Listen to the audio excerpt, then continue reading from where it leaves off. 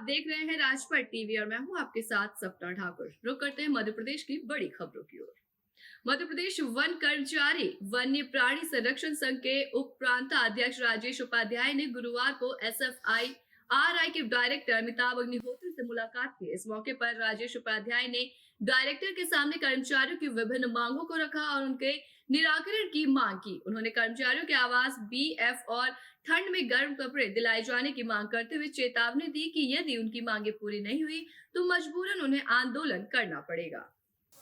उनने आश्वासन दिया। हमने ये बताया है कि कुछ कर्मचारियों को विगत 3 से 4 वर्षों से न वर्दी मिल रही न ठंड के कपड़े मिल रहे हैं। कुछ आवास इतनी जर्जर है कि कभी भी दुर्घटना हो सकती है। तो डायरेक्टर ने आश्वासन दिया है कि हम उनको देख के उसका शीघ्र निराकरण करवाएंगे। अभी 2 कर्मचारी ऐसे हैं कि उनको अपने डेली वेजेस वाले हैं, उनको अपना ईपीएफ से कुछ फंड निकलवाना है।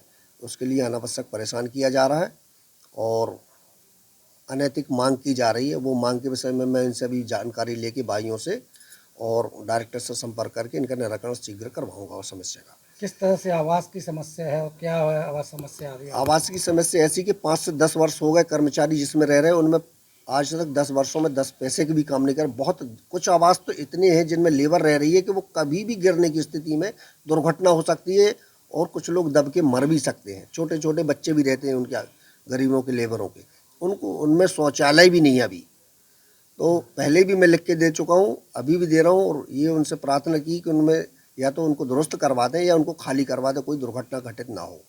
मध्य प्रदेश अनुसूचित जाति जनजाति अधिकारी और कर्मचारी संघ आजक्स जिला जबलपुर के जिला अध्यक्ष योगेश चौधरी ने जारी विज्ञप्ति में बताया कि प्रतिवर्ष अनुसार इस वर्ष भी चंद्रिका 2023 वार्षिक कैलेंडर का विमोचन अजय विश्नोई विधायक पाटन विधानसभा क्षेत्र जबलपुर द्वारा किया गया। कर्मचारी संघ के वार्षिक कैलेंडर में शासकीय अवकाश, ऐच्छिक अवकाश और कलेक्टर द्वारा घोषित स्थानीय अवकाश अवतरित रहता है। कैलेंडर में नववर्ष की शुभकामनाएं सहित महत्वपूर्ण जानकारी भी शामिल है।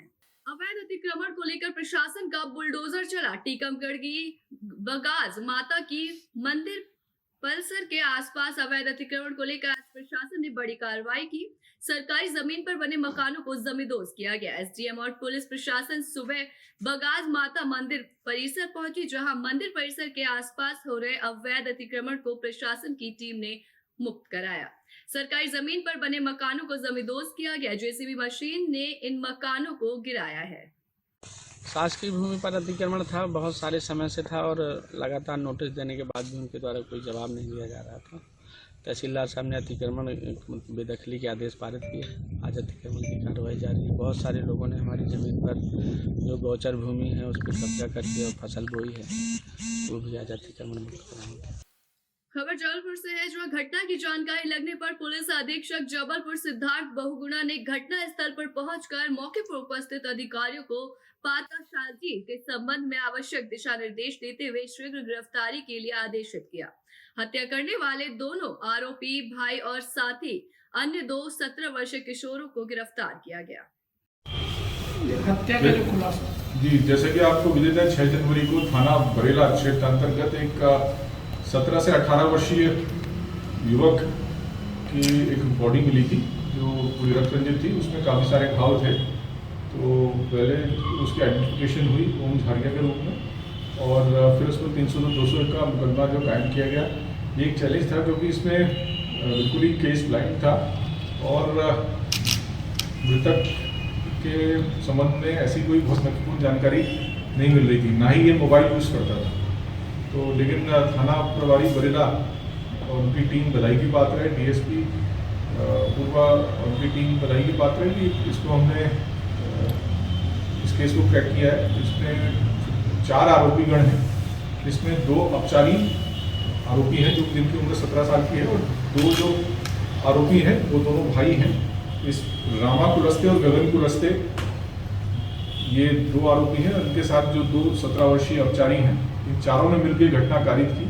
कुल मिलाकर के घटनाक्रम इस प्रकार का है कि 5 जनवरी की रात में 8:30 बजे के करीब ये चारों ने घटनास्थल जहाँ पे शव मिला है उसके पास ही एकत्रित होकर के प्राणघातक हमला मृतक पे किया। केंद्रीय नागरिक उड्डयन उड्डयन मंत्री ज्योतिरादित्य सिंधिया सांसद खेल महोत्सव जबलपुर रानीताल में जीन्स पैंट शर्ट और जैकेट में शिरकत करने पहुंचे थे।